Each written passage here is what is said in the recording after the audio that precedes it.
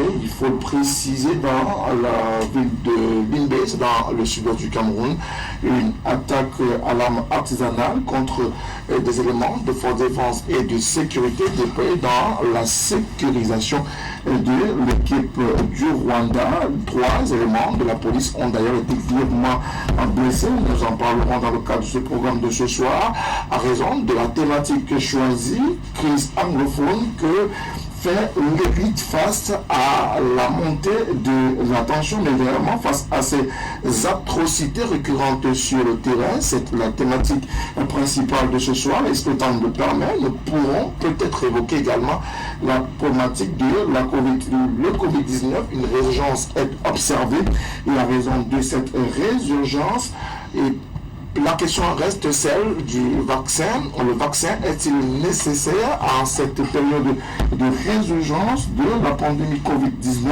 Voilà ce qui est au cœur de cet échange de ce soir, de tout au clair sur la télévision du monde. Mesdames et messieurs, vous le savez, l'émission se veut être interactive.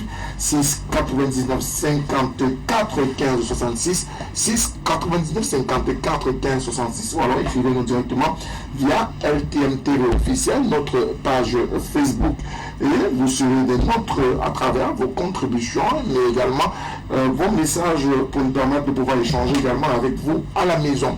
Tout au clair, c'est donc une thématique principale, mais également des invités triés sur le vol. Et ce soir, ils seront 5, excusez du peu d'être avec nous ce soir. Parmi ces acteurs qui nous accompagneront, notamment un universitaire, il est un acteur de la science sociale à l'université de Douala. Lui, c'est Jonathan Batengeni qui est avec nous ce soir. Jonathan, bonsoir une fois de plus. Merci de nous accompagner dans le cadre de ce débat. Bonsoir à tous les chaleureux téléspectateurs qui nous suivent. Et bonsoir et surtout, c'est le moment de condamner cet acte odieux qui a été commis depuis l'hiver et de réitérer notre soutien aux forces de l'ordre qui mènent à bien leur mission pour la sécurisation de notre territoire et la sécurisation de tous les événements que nous accueillons en ce moment. Merci à vous, Jonathan, de nous accompagner. Juste à votre gauche, un acteur politique, candidat malheureux à plusieurs élections locales, notamment les municipales, mais aussi les chambre régionale dans les circonscriptions du PAN. Nous avons ce soir c'est Christian Diop du parti Camerounais pour la Constitution nationale de CRN. Bonsoir à vous, Christian Diop.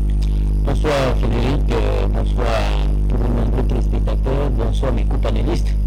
Vous n'avez pas passé tout le temps pour les élections malheureuses. Vous êtes malheureux candidat. C'est aussi ça qui fait la particularité de notre politique. Effectivement, aujourd'hui, ici, dit que nous avons engrangé assez d'expérience. Nous avons compris effectivement comment s'opérationnalise le jeu électoral au Cameroun, que ce soit dans notre processus d'élection directe ou indirecte. Nous avons essayé les 2 élections et je vais corriger ces 2 élections législatives. Et pour vous dire effectivement qu'à date, nous sommes plus aguerris, mieux étoffés et aptes à pouvoir, n'est-ce pas, affronter les futures échéances. Merci beaucoup à vous, Christian Diop, pour nous accompagner ce soir dans le cadre de cette émission. Un autre acteur politique qui nous vient du Rassemblement démocratique du peuple camerounais, Robert Kedia. Good evening. Good evening to you. Good evening to my co-panelists, and good evening to viewers all over the national territory. It is a pleasure to be here. I would like to take this opportunity to thank your TV house and to thank you most especially for your bilingual plural, even with your co-journalists, Belvia. At time when I come here, I feel comfortable when you guys mix all the 2 languages, English, French, you just say them. I feel very, very comfortable being here.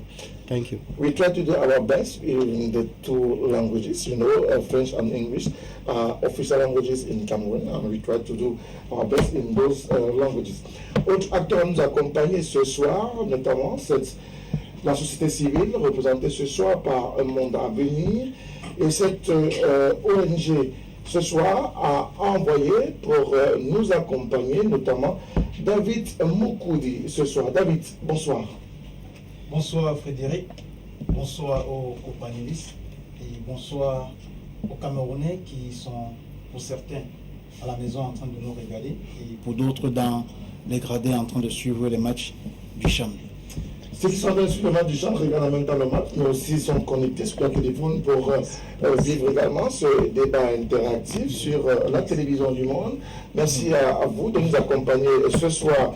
Autre acteur, venant des moindres, c'est le représentant du Social Democratic Front dans le cadre de cette émission de ce soir, ancien maire à la commune d'arrondissement de Douala 3e, ancien adjoint au maire, il faut le préciser. Lui, c'est Achille Azemba. Bonsoir à vous, monsieur le maire. Bonsoir Frédéric et bonsoir également à vos nombreux téléspectateurs. Bonsoir aux companélistes. Je dirais que c'est un plaisir de retrouver une fois de plus sur votre plateau.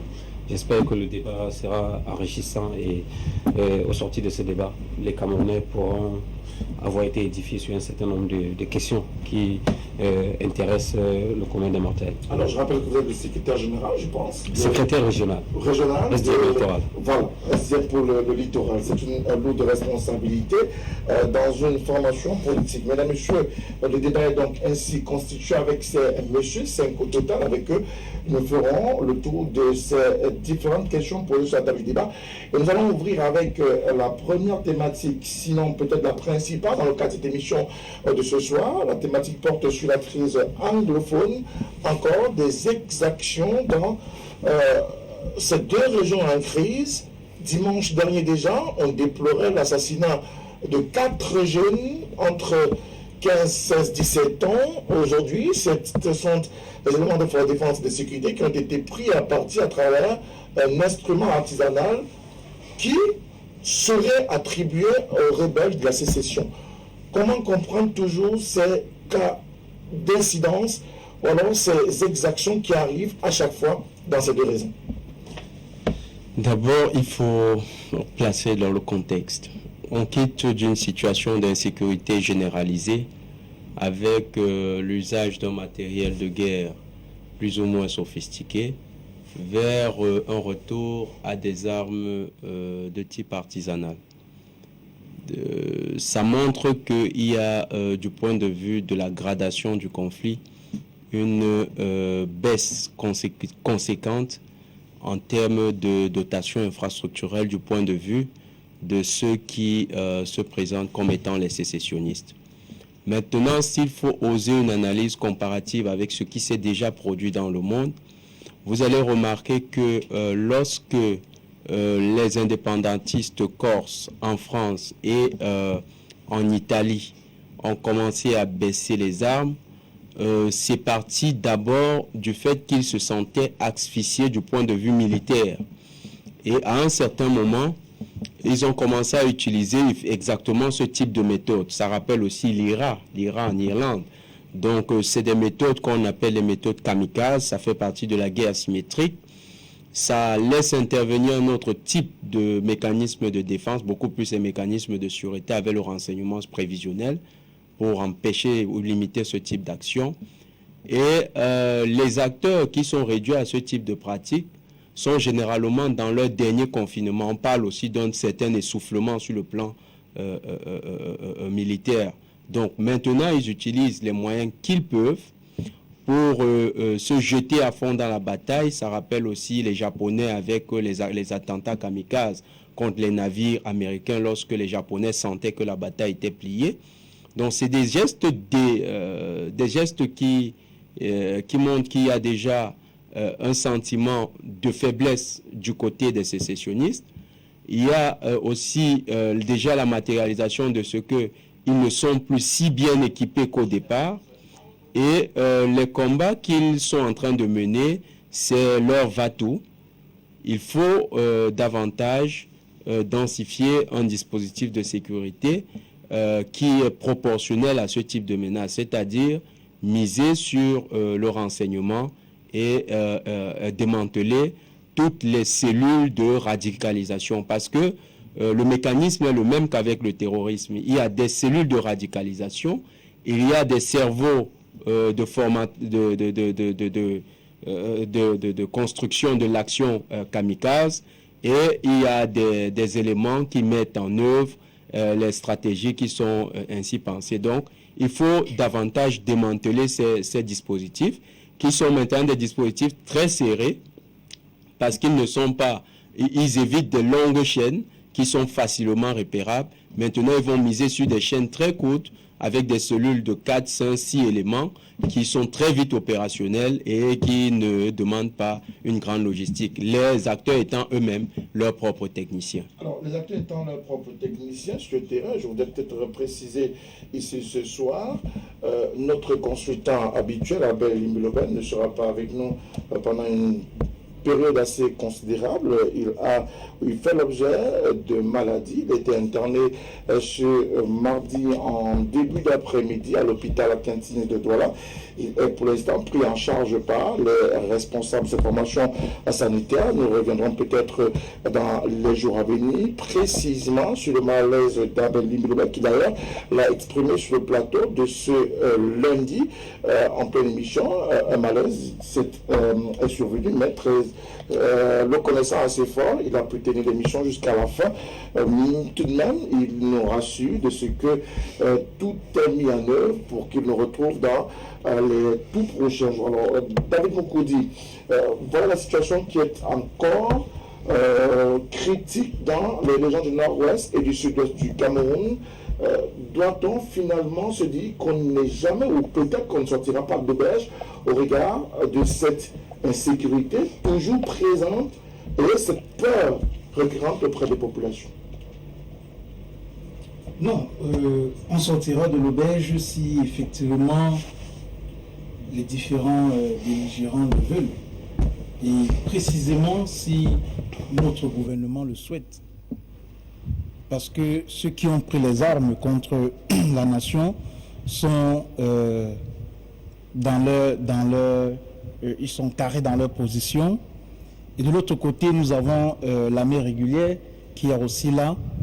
Et donc je pense que si on s'entête, tout à l'heure, Jonathan il a abordé un élément qui semblait faire croire que, pardon, on tend vers la fin. D'ailleurs, c'est ce que nous tous nous souhaitons, mais je voulais simplement faire remarquer que les actes tels que les actes de kamikaze et autres, c'est pas maintenant, c'est depuis le début que cette crise a commencé, qu'on le voit, depuis qu'il y a eu des prises des armes, on voit des femmes porter des bombes, on voit des enfants porter des bombes, on voit des véhicules être piégés, on voit des maisons être piégées. C'est depuis le début que les gens ont pris les armes contre la nation qu'on voit cela.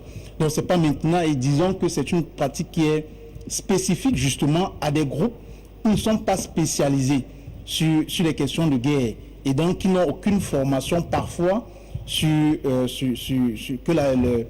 l'armée, les militaires ou les gendarmes ont reçu, parce que c'est leur profession. Eux, ce n'est pas leur profession. Ça arrive comme ça par un coup de circonstances, qu'il y a des gens qui prennent des armes et dont ils n'ont aucune formation. Tout ce qui les intéresse, c'est de s'aimer la terreur, c'est de tuer, et quelle qu'en soit l'arme qu'ils ont entre les mains. Et donc, du coup, des pratiques comme celle-là deviennent une pratique facile pour eux pour atteindre l'adversaire. Mais je préfère, je réitère que nous pourrons sortir de l'auberge si notre gouvernement le souhaite. Ça veut dire que de chaque côté, qu'il y ait une prise de conscience pour savoir que c'est déjà assez de morts comme ça. Nous ne pouvons pas accepter que les civils continuent de tomber, que nos enfants, nos petits frères, nos soeurs et sœurs, nos mamans, nos parents continuent de mourir dans cette guerre. Tout simplement parce que il y a certains qui ont estimé qu'ils ne seraient pas à l'aise dans la forme de gouvernance, la forme de gouvernance politique actuelle qui existe au Cameroun, et donc ont décidé de se séparer et de prendre des armes. Nous ne pouvons pas accepter que ce continue comme ça, et nous ne pouvons toujours pas aussi accepter que de l'autre côté, que parfois nous avons vu, on ne va pas refaire le débat sur ça, que nous avons souvent vu certaines des actions qui ont été commises par certains éléments de force de maintien de l'ordre et de défense, mais qui ont été très vite rattrapés par des sanctions. Mais c'est des actes qu'on ne peut pas accepter. Aujourd'hui, nous ne pouvons que appeler justement à ce qu'il y ait un retour au calme, que ceux qui ont pris les armes contre la nation les déposent, que l'armée de l'autre côté également fasse tout pour que justement avec le gouvernement, avec toutes les couches de la société, les hommes politiques, la société civile et même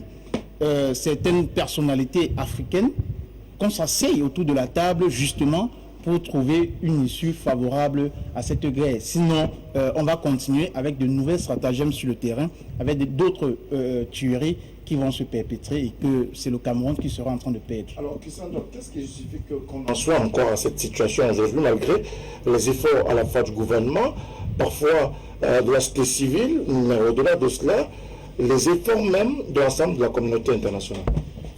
Bien, vous permettez déjà que je puisse dire un mot sur ce qu'a dit notre ami Moukoudi tout à l'heure. Il n'y a pas de belligérants. Vraiment, il faut arrêter la sorcellerie, voyez-vous. Comment ça, la sorcellerie? Il n'y a aucune horde de bandits, on ne saurait mettre l'État au même pied d'égalité que des bandits. Voilà, ça c'est ce que je voulais relever. Maintenant, pour revenir à votre question, effectivement, je voulais corroborer l'analyse si habilement faite par Jonathan tout à l'heure. Effectivement, il faut aller au-delà de ce qui est fait jusqu'ici, dans la logique. Ça veut dire qu'on n'est pas en guerre, selon vous? Non, je demande, je veux comprendre, puisque c'est qui le belligérant. Vous aurez l'opportunité tout à l'heure de revenir et de poser la question à monsieur. Non, je préfère que ça aille comme ça, parce que les gens nous suivent à la maison. Lui s'est passé comme ça, il y a des qui vont pas comme ça, on ne va pas pouvoir tenir le débat. Je l'ai juste relancé. Merci beaucoup à vous. Encore plus, c'est qu'il ne tiendra pas à ces jeux. Donc, je t'ai en train de dire, effectivement, il faut qu'on pousse, on aille un peu plus loin. Ça a assez duré. Effectivement, l'État, on a comme l'impression qu'en termes de jeu des acteurs institutionnels ont un peu minimisé la chose jusqu'à présent. Ils ne prennent pas la mesure de la chose. Et c'est à ce niveau, effectivement, qu'on attend l'acteur institutionnel qu'est l'État, c'est-à-dire le gouvernement de la République, de pouvoir enfin mettre définitivement un terme à cette dimension chrysogène qui dure depuis un certain temps. Aujourd'hui, je corrobore effectivement l'analyse de Jonathan en disant que quand on revoit un peu la gradation de la chose, si à un certain moment, ils étaient désormais sophistiqués au point où notre armée était mise en mal à chaque niveau. Et aujourd'hui, l'on constate effectivement qu'en termes d'armement, je veux dire, les instruments que ces bandits utilisent effectivement pour décimer la population, à date, c'est plus ce qui est réellement vu. Donc, effectivement, cela semble changer de camp. Et à ce moment, effectivement, que l'ordre public étatique doit prendre, n'est-ce pas, il veut dire quoi, le pouvoir qui est le sien. Voyez-vous, ça a assez duré et je vais parler ici comme le politique que je suis, que le président de la République doit exercer le mandat pour lequel il a été effectivement élu. Et chaque jour, nous lui demandons, il faut qu'il en assure le monopole, la contrainte physique légitime que la loi lui donne jusqu'ici. Et dit, effectivement, pour chuter sur votre question, pour dire, il y a effectivement, en termes du jeu des acteurs, il y a des acteurs non institutionnels qui bénéficient effectivement de cette dimension chrysogène, notamment ces ONG, ces différentes associations, ces bandits. C'est connu de tous que l'économie de la guerre s'est développée dans cette zone, et vous voyez qu'il y a plusieurs groupuscules qui au quotidien se multiplient, que l'État ne parvient plus à... Je veux dire quoi, l'ordre central de ces bandits ne parvient plus à contrôler. Aujourd'hui, on ne peut pas effectivement dénombrer autant de groupes qui existent dans cette zone, mais la puissance publique doit demeurer et la puissance publique doit réagir. C'est ça notre position. Ça, c'est duré, effectivement, et que l'État continue effectivement à pouvoir associer à la chose d'autres leaders, c'est-à-dire en termes de jeux acteurs, des leaders non institutionnels, parce qu'il y a certains leaders qui à date sont encore en prison. On se demande pourquoi ils sont en prison. Le cas de Mancho BBC, par exemple, qui est un leader effectivement légitime, ou alors de Galim Félix, qui effectivement à date pouvaient quand même être, qui ont donné des éléments de pouvoir amener la paix de ses côtés. Vous voyez, ils ont appelé les uns les autres à rentrer à l'école. Ça a été visiblement fait. L'école, on a repris l'école cette année là-bas. Ça veut dire quand même que ce sont des acteurs assez crédibles qu'on doit lâcher. Et ceux qui déciment les populations au quotidien doivent être sanctionnés avec la dernière énergie. Alors, avant d'arriver à ces sanctions que vous recommandez, ça a trop duré dans le nord-ouest et le sud-ouest, près de 5 ans. Déjà que ces populations vivent terrées dans la peur, dans la consternation tous les jours. On voit d'ailleurs à travers ces exactions qui sont promises sur le terrain au quotidien. Mais pourquoi l'État central est toujours pointé du doigt comme étant un État attentiste, un État inerte? Mais c'est clair que les regards doivent être tournés forcément vers les responsables étatiques, ceux qui ont le pouvoir, qui doivent l'exercer pour que chaque Camerounais se trouve en sécurité là où il est.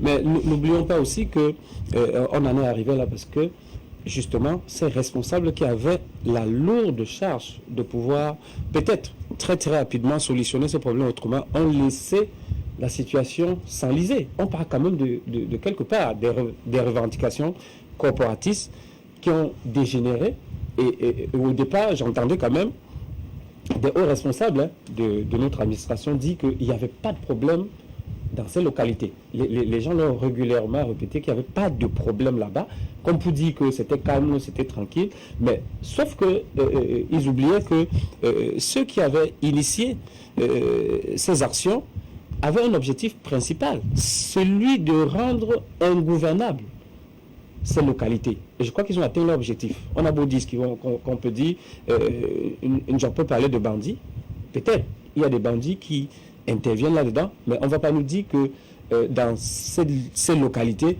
il y a des bandits qui ont un régime spécial. Le Cameroun regorge de bandits, même dans la partie francophone.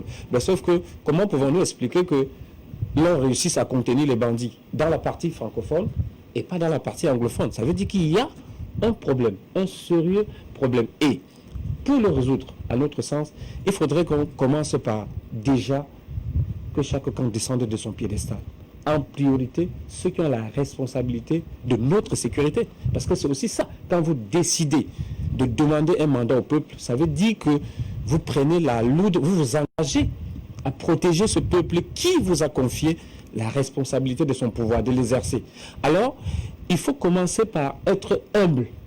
Et cette humilité-là n'a pas été toujours constatée avec les membres de notre gouvernement qui se gargarisent et restent sur leur position en prétendant que la situation est sous contrôle. Que ce soit une arme artisanale ou une arme sophistiquée, quand cette arme est dégainée, la conséquence est la même. C'est-à-dire qu'un couteau peut vous ôter la vie au même titre qu'une balle d'un Kalachnikov. Donc, ce débat de armes lourdes, on est passé à armes légères, artisanales. Non. Toujours est-il que les Camerounais sont en train de perdre leur vie. Et plus que jamais, on devrait pouvoir s'asseoir. Et nous ne pensons pas aussi que des Camerounais, quelle que soit la revendication, devraient prendre les armes contre leur État. Mais à un moment donné, on se dit, mieux vaut un mauvais arrangement qu'une victoire par la violence avec les conséquences énormes. Vivement qu'on s'asseye autour d'une table, qu'on arrête de penser, parce que j'entends régulièrement répéter avec qui est-ce qu'on doit discuter. Non, là n'est pas la question. On refuse de discuter et tous les jours, les gens meurent. Je ne suis pas sûr qu'une émission comme celle-ci, on pourra la réaliser à partir d'un coin reculé du nord-ouest ou du sud-ouest. Ça veut dire qu'il y a un Si on la réalise là-bas, ça va nous permettre également de pouvoir avoir la version des faits de ceux qui sont en bourse et qui pourraient également nous donner je suis pas sûr une version de ce qui se passe réellement dans le nord-ouest. Je ne suis pas sûr que j'en reviendrai, parce qu'il a déjà dit qu'il y a des bandits là-bas et je ne suis pas sûr que si vous l'invitez, il viendrait. Moi également, parce que c'est une zone que j'ai eu la chance de visiter parce que notre parti était suffisamment ancré là-bas. Nous sommes également une victime de cette guerre et je voudrais aussi profiter de l'occasion que vous m'offrez pour quand même offusquer qu'on parle de crise anglophone. Moi, je pense qu'on parlerait de crise camerounaise parce que la dimension prend une autre ampleur et ça a duré 1 an, 2, 3, voilà, on est passé à 4 ans et bientôt 5 ans. Et les hommes meurent. Et je dis, les populations, elles, sont prises entre deux cibles. D'un côté, l'armée qui se bat pour rétablir l'ordre, et je vais profiter de votre antenne également pour tirer un coup de chapeau à ce valeureux soldat qui se battent au quotidien pour stabiliser cette partie du Cameroun, qui a également droit à la paix. Mais aussi, nous questionner sur les revendications de ces autres Camerounais. Des revendications qui, quelque part, découlent aussi d'un certain nombre de frustrations que nous ne devons pas botter en brèche. Merci beaucoup à vous, Monsieur H. Zimba. Je rappelle qu'il est le représentant ce soir du Social Democratic Front, l'un des hauts responsables de cette formation politique dans la région du littoral. Alors, Robert Kedia, la situation est-elle sous contrôle ou alors dans le nord-ouest et le sud-est du Cameroun, chacun fait ce qu'il veut comme il veut à raison de cette crise qui perdure et qui dure davantage? Yes, we have people there because if you go to the DRC center, you see those that have dropped their arms actually, and many of them, they are in the center in Boya and Bamenda. We have those that have voluntarily refused not to drop their arms because they have their benefits that they are getting from it. You see people like Ebenezer Akanwa came out and was decrying, talking about these people that they have become chiefs, that they are no longer fighting for independence. He mentioned General Divine of the Ambazonia Force that has now 26 girls that are living in his house. It is Ebenezer Akangwa that said it in his video that is out, that we have General Divine that have 26 girls, children of people that he has taken, kept in his house to satisfy his urge. We know of the General of Ambazonia that is in Bafut that have constructed a story building. They are the one in the diaspora saying it. Let me not say it, somebody think that I'm saying it because I'm of the ruling party, or I just want to say they are the one saying it. But to go further to analyze all this, firstly, I would like to thank the government of Norway that is dragging Cho Ayaba to court for him to identify or give evidence that he's not a terrorist. It means that the government of Norway is recognizing Ayaba Cho as a terrorist. If the government of Norway is calling him to question him on action of terrorists, then us in Cameroon, it is time for us to come to call them terrorists, as the government is calling them terrorists because they are terrorists. If he can ask for people hand to be cut off, children that are going to school at the age of 6 years, 7 years, children, innocent, they ask their hand to be cut off. We've seen it in schools, we've seen it in the CDC plantation. It means that actually they are terrorists. If other government recognize it, it's time for all of us Cameroonians to stand up and say this act of terrorism should stop. Can we say that Northwest and Southwest are under control? As I earlier said, we have people that are creating disorder. The forces of law and order, they are there. They are doing their best. We have seen that majority of people in the Northwest and Southwest region, they are now collaborating with the army, and that is why they are being attacked by the Amber forces, and they now call them that Black Legs. You've heard about the name Black Legs. They now kill them. We saw the young girl in Morocco that was beheaded because the people are tired. They now are collaborating with the army. When they see the Amber boys coming, they run towards the army. It means that the people themselves, they know that these guys are out there for total disorder. I would like also to appreciate the teams that are playing in the Southwest region. We have Guinea, we have Tanzania, we have Namibia, we have Zambia. These teams that are playing there in the Limbe, they have not complained. Their security is fine. They have not come out to complain. So I don't see a need for other people to complain on their behalf. When they are there and they are playing their ball, they have not complained. It means that everything is going on well. Now, we have people that have picked up arms, and we've seen explosive. Cameroonians should know that people in Dian, people in Manu and the rest, they go into the work of granite where they do explosive for these big stones to fall so that they can crack them and sell them for house construction. So this as the same technique that they are using it, that they used to use it, they have been using it to break down rocks for their construction. Is it now that they have taken it to be doing explosion in towns and cities to create fear? And when you create fear to the people, it's an act of terrorism, because a terrorist is somebody that creates panic in the midst of civilians to achieve his personal goal. So I would like to appreciate all those that are collaborating with the forces of law and order. I would like to appreciate all those teams that are there and they are playing their game very well. They have not complained. We've not seen them complain on social media. We've not seen them revendicating in their hotels or in the field. It means that they are fine. And I would also like to appreciate all the governments. The government of Norway have come out, the government of Belgium have come out, and all these governments that have come out to call all these guys in the diaspora that are sponsoring terrorism in Cameroon, they should be brought to book in their country. And when they'll be brought to book, I believe that these ones that are there in the field, they will definitely drop their arms and go to the DDC center. On aura le temps de revenir sur ces sorties de ces pays amis, peut-être à l'appel du chef de l'État Paul Biya le 31 décembre 2020 dernier, mais avant, Jonathan, le cadenas Christian Toumi a fait une sortie en fin de semaine dernière. Il a été assez formel. Il est revenu notamment sur les circonstances de son enlèvement dans le nord-ouest du Cameroun. Mais au-delà de cela, une révélation de son point de vue et de ce qu'il retient de son temps de captivité. Les rebelles, les séparatistes qui se trouvent dans les champs sont à 90% étrangers et viendront d'un pays voisin et ami du Cameroun. Est-ce que le cardinal ne va pas un peu trop fort dans cette déclaration, puisqu'il pointe d'ailleurs le Nigeria comme étant le pays qui ravitaille les rebelles de la séparation dans le nord-ouest et le sud-ouest du pays. Il y a une thèse, hein. C'est parce qu'on n'a pas l'habitude de parfois les tailler, mais il y a une thèse qui se dit que les combattants qui sont les plus engagés dans cette lutte seraient des Camerounais de la deuxième génération. En fait, les parents les grands-parents n'ayant pas été Camerounais, ayant été plutôt des immigrés nigérians, s'étant installés. Si vous avez fait combat bien avant 2016, moi j'y étais en 2015, vous allez remarquer que par exemple, le marché principal de combat était pratiquement dominé par les Ibo et d'autres tribus nigérianes. Quand vous allez également dans certains arrondissements qui sont frontaliers avec le Nigeria, du côté de Idinao, toute cette zone-là, vous allez remarquer que beaucoup de villages sont peuplés de migrants nigérians qui se sont installés, qui ont même pu se faire, vous savez, le fameux acte de combat, ils ont pu se faire établir des pièces d'identité camerounaises. Donc, cette capacité à s'intégrer, quoique de manière frauduleuse, dans le fichier de l'état civil camerounais, est également une des causes de la montée en puissance de ces groupes séparatistes. Pourquoi? Parce que vous allez maintenant voir comment est-ce que les migrations se sont faites elles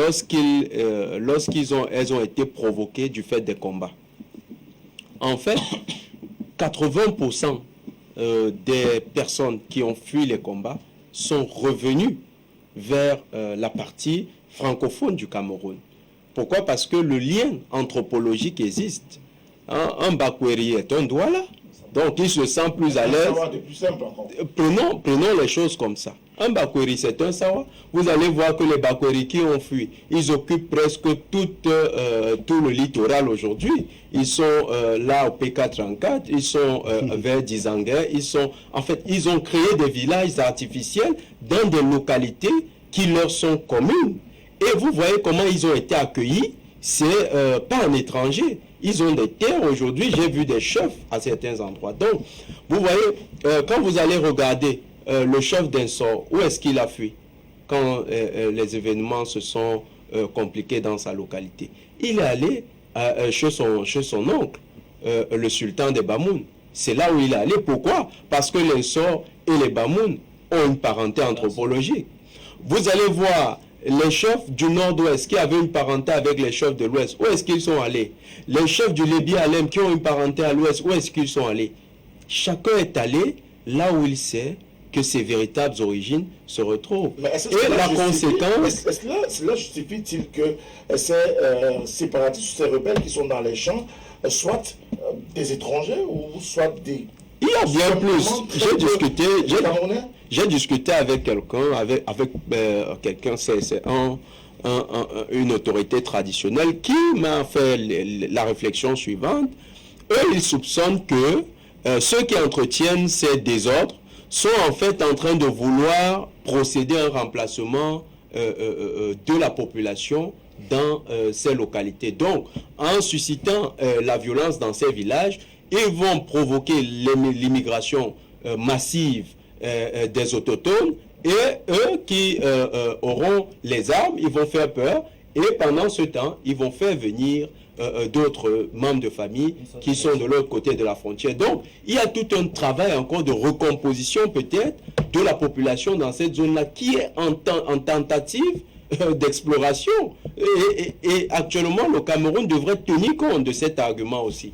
Parce que on ne peut pas comprendre que des Camerounais qui s'entendent, parce que vous savez, votre maison, ça se ressent quand c'est votre maison. Des Camerounais s'entendent que leur maison brûle et que ça chauffe, continuent de tirer et de brûler dans cette même maison. C'est presque incompréhensible. Donc il y a cet argument qu'il faudrait explorer. On ne dit pas que c'est l'argument principal, mais il faut l'explorer suffisamment et susciter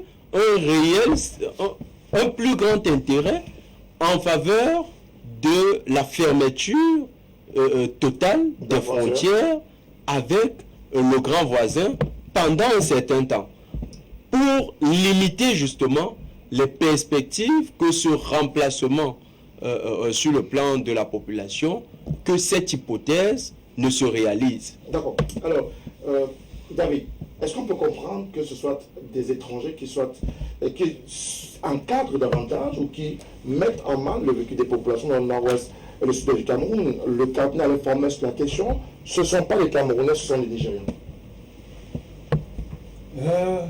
C'est compliqué à dire, et je dirais même que c'est pris sous cet angle, c'est très facile de le reconnaître comme ça, parce que c'est vrai, on peut s'interroger de savoir comment les Camerounais qui se sentent Camerounais peuvent eux-mêmes mettre du feu dans leur propre maison, ils peuvent eux-mêmes détruire tout ce qu'ils ont construit, ils peuvent eux-mêmes brûler tout ce qu'ils ont construit.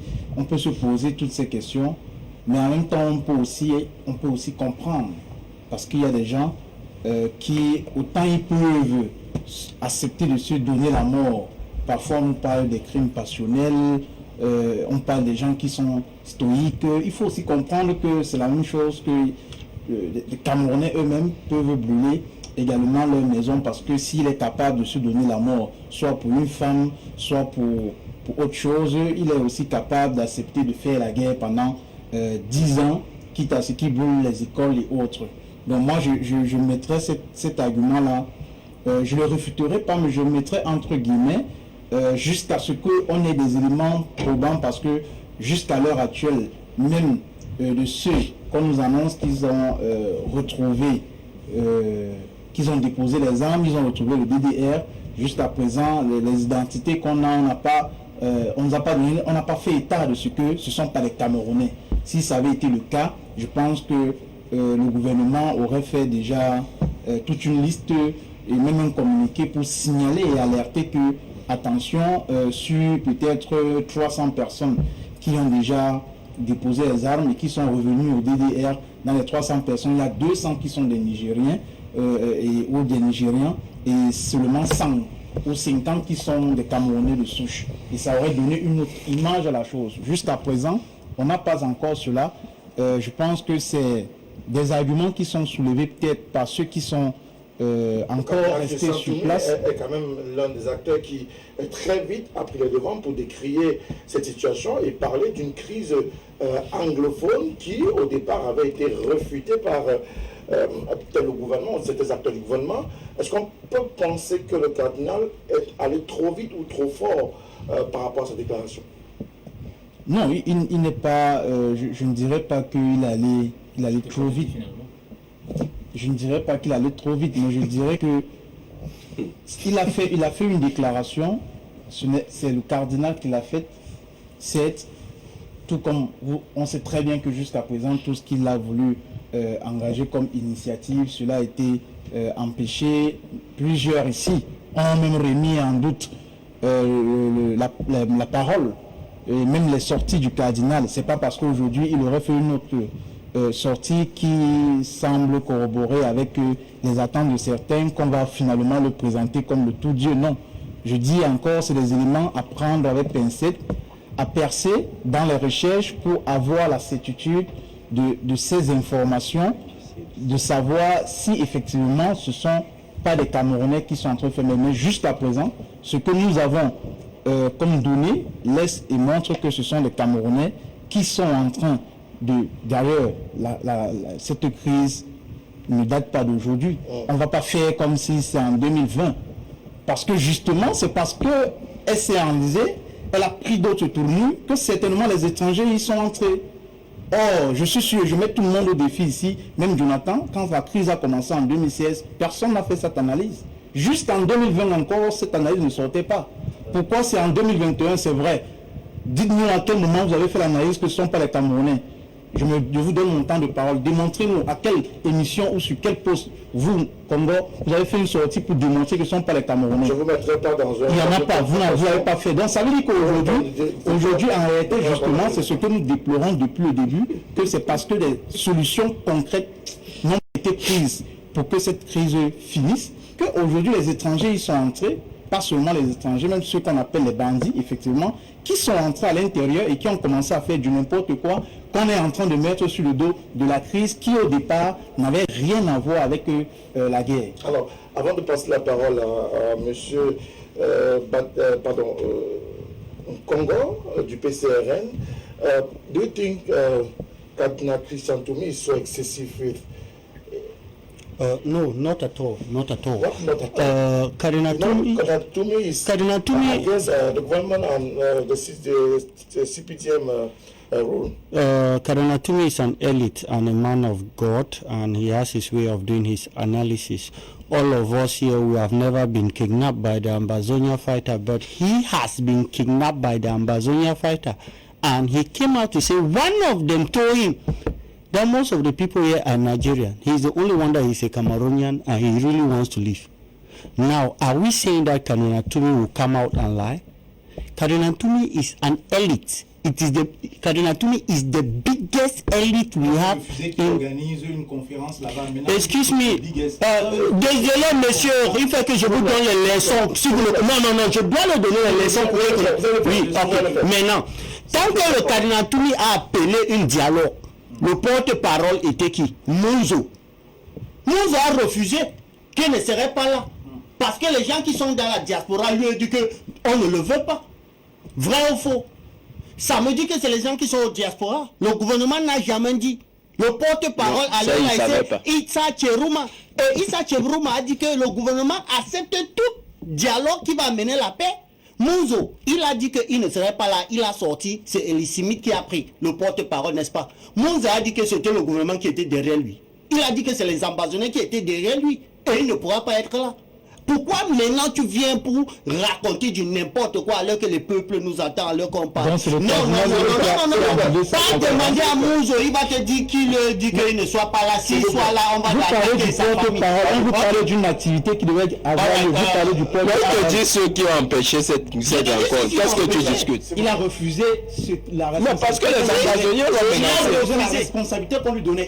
Il n'a pas accepté que l'activité soit Il a accepté. Président d'organisation d'une activité, vous refusez. Tu as suivi le discours d'Elie Smith lui-même. Elie Smith lui-même a tenu un discours sur les raisons qui l'ont empêché lui de continuer. Les conditions de sécurité ne sont pas réunies, ne sont pas remplies à Buea. C'est ce que Elie Smith a dit. Lui, ils annulent parce que les conditions de sécurité ne sont pas remplies à Buea. C'est quoi la contribution du gouvernement que vous attendiez? C'est un des traits que vous voulez faire, mais ce n'est pas important pour l'instant. Nous tous, nous sommes les Camerounais. Si on est très vigilant, alors qu'une personne du centre et on parle et on comprend la manière qu'il s'exprime, on peut dire qu'il sort du centre. Alors qu'une Bamileke s'exprime, on peut dire qu'il est une personne de l'Ouest. Le cardinal était là et il a causé avec ce gars-là. Si on comprend un Biafran, il s'exprime, on va connaître qu'il est un Biafran. Si on arrive, peut-être, disons, au marché ici, un marché Mbopi, une Biafran s'exprime, on va le connaître. Donc le cardinal Toumi, il était là et il a parlé avec eux. Deuxièmement, alors qu'on parle des gens qui bagarrent, tous ces généraux qu'on les connaît, même Ebenezer Akangwa, je parle des activistes, hein? Je ne parle pas ce que le gouvernement a dit pour que certaines personnes disent que non, c'est le gouvernement qui veut raconter. Le dernier vidéo de Ebenezer Akangwa, lui-même, il a dit que le général d'Ambazonie de Ndian est un Nigérien. Lui-même, il a dit, les vidéos sont là. Hein? Donc, si le cardinal dit ça et les autres le disent, ce n'est pas quelque chose qu'on veut un débat, mais il faut que les gens connaissent que le Nigeria est un pays ami du Cameroun. Et alors, si certains de leurs citoyens décident de venir joindre les autres, c'est légal, le gouvernement nigérien ne supporte pas ça. Et il faut qu'on connaisse aussi que le cardinal n'a pas dit que tous les gens qui bagarrent sont les Nigériens, parce qu'il y a certaines interprétations que certaines personnes vont amener pour dire que tous les séparatistes qui bagarrent sont les Nigériens. Non. Les gens qui ont porté les armes sont les Camerounais. Ils ont déposé les armes, ils sont dans les centres. Il y a certains bandits et les terroristes qui sont là. Et il y a certains, comme le cardinal dit, qui seraient vérifiés. Mais je donne une analyse par rapport de ce que le cardinal a dit. Mais pour l'instant, l'État n'a pas sorti pour donner un rapport par rapport de ça. D'accord. Alors, même si l'État ne s'est pas encore prononcé, les propos du cardinal peuvent-ils être pris comme pour argent comptant? C'est quand même une autorité morale. Elle a suffisamment plaidé la cause, la résolution de la crise dans le nord-ouest et le sud-ouest du Cameroun. Oui, le cardinal est un sage. C'est une personnalité qui est respectée. Il a avancé cette assertion qu'on peut également questionner. Parce que je ne sais pas s'il a quand même toutes les informations en main pour pouvoir dire, parce que c'est une accusation aussi grave quand même, à l'encontre d'un pays voisin, et aussi c'est un aveu peut-être je veux dire d'impuissance, parce que si aujourd'hui nous pouvons déclarer à haute et intelligible voix que ce sont les Nigérians qui sont en train de faire la guerre avec le Cameroun, bon, alors cette guerre, elle cesse d'être asymétrique, parce que à un moment donné, on a eu l'impression que c'était des bandits, on a eu l'impression qu'il y avait plusieurs belligérants.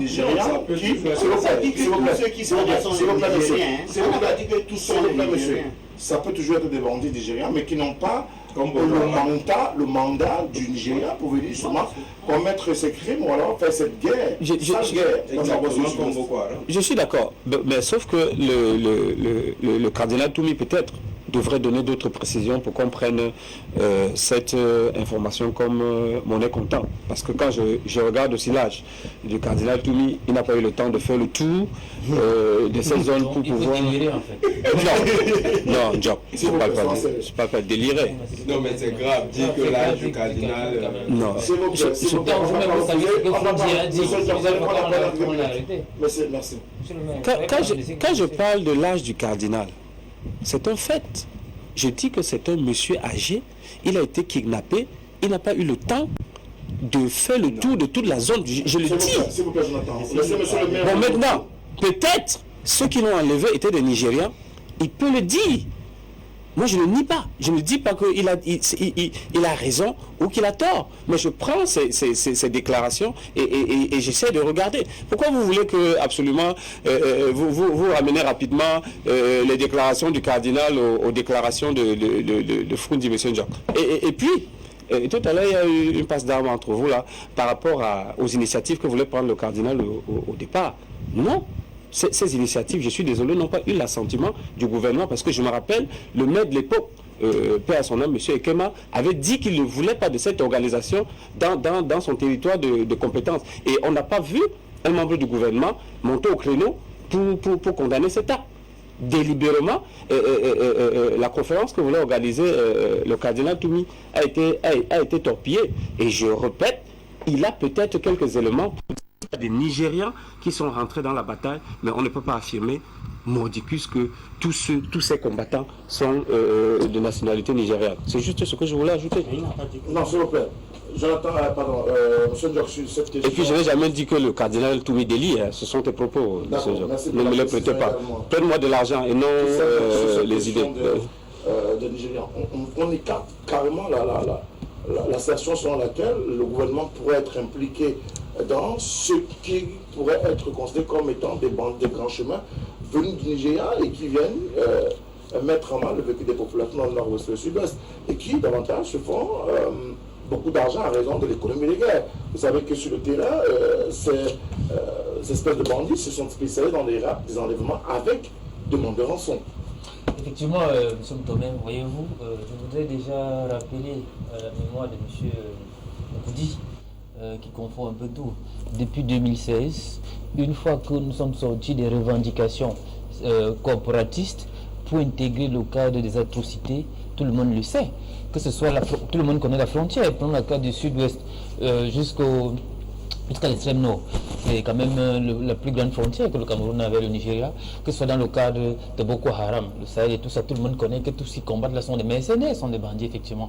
Parce que ceux qui tuent, décapitent atrocement ces populations, autant d'infanticides qu'on voit, qui mangent même des gens quand on a vu, ce ne sont pas de Camerounais. C'est connu, c'est pas aujourd'hui, ça ne date pas d'aujourd'hui. Donc c'est un fait.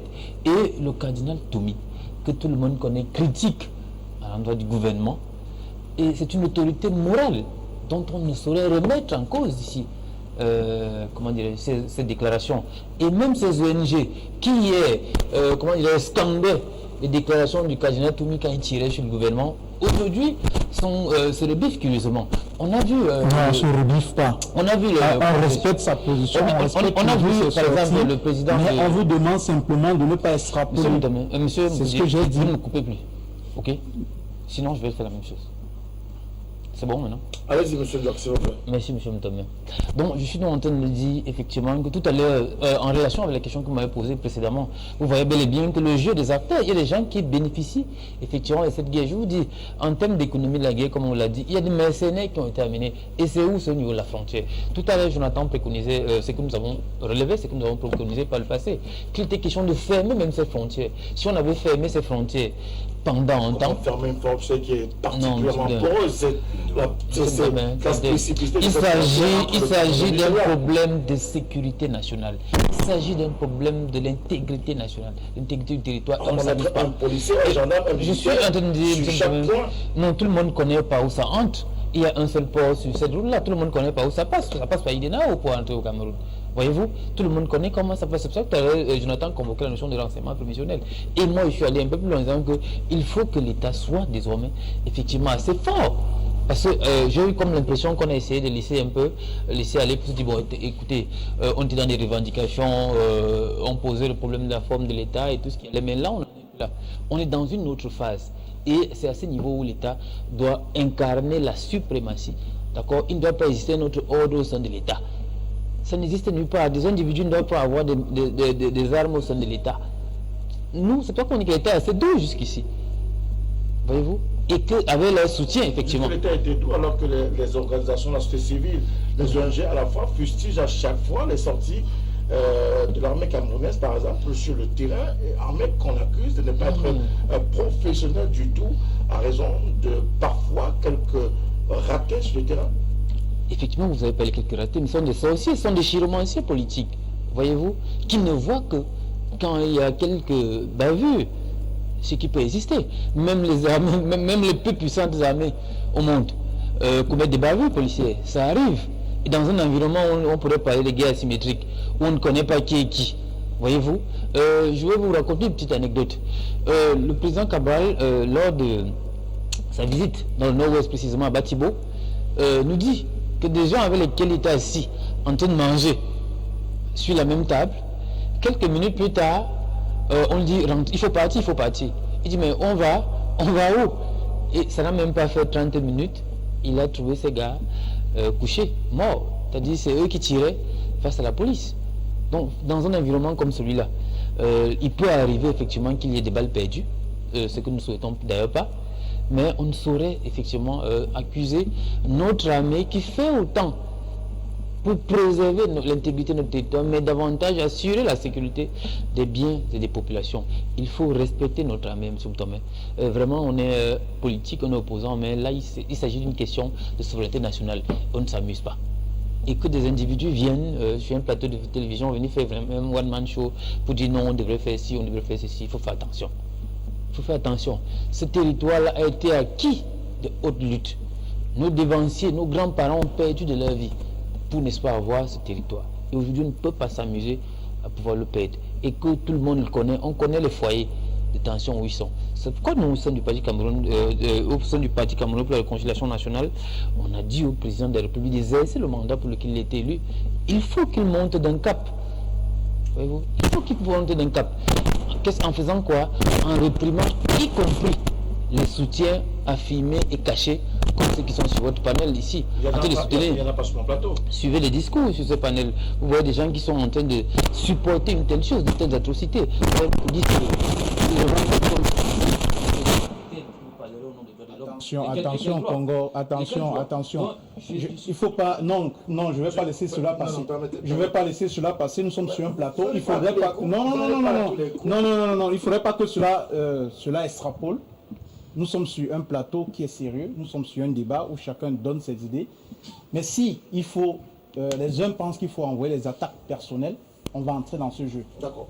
Et je pourrais avoir assez de balles dans mes poches que si je tire, je ne suis pas sûr qu'il va se lever. Il ne faut pas qu'on entre dans les attaques personnelles. Non, justement, je vais lui faire comprendre que jusqu'à présent, le travail que nous faisons est connu de tous. D'ailleurs, il fait partie des jeunes que nous avons encadrés. Nous avons soutenu. Attention, monsieur. Encore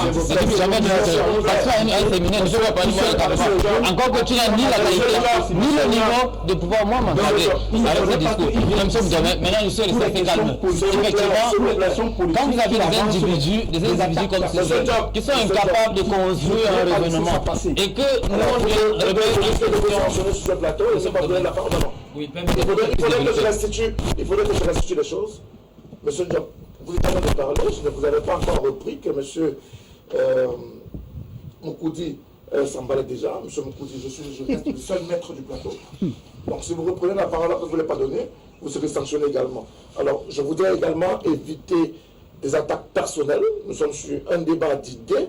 Nous resterons sur les idées et toute attaque personnelle finirait par une sanction sur le plateau. Donc, alors pendant que le ministre est en train de distribuer des cartons jaunes, moi je sortirai des cartons rouges. On est clair tous sur le plateau et on est assez formel sur la question. Merci beaucoup.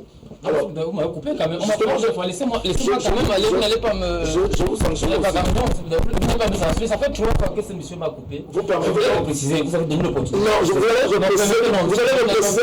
Monsieur Diop, on peut essayer qu'on respecte la discipline. C'est clair. Et sur le plateau LPM, on va se respecter la discipline. C'est le moment où vous permettez d'avancer. Si vous permettez à quelqu'un de pouvoir dire que moi je n'ai pas de lui, on est en train de faire un débat. Monsieur Diop, merci. Jonathan Matingene.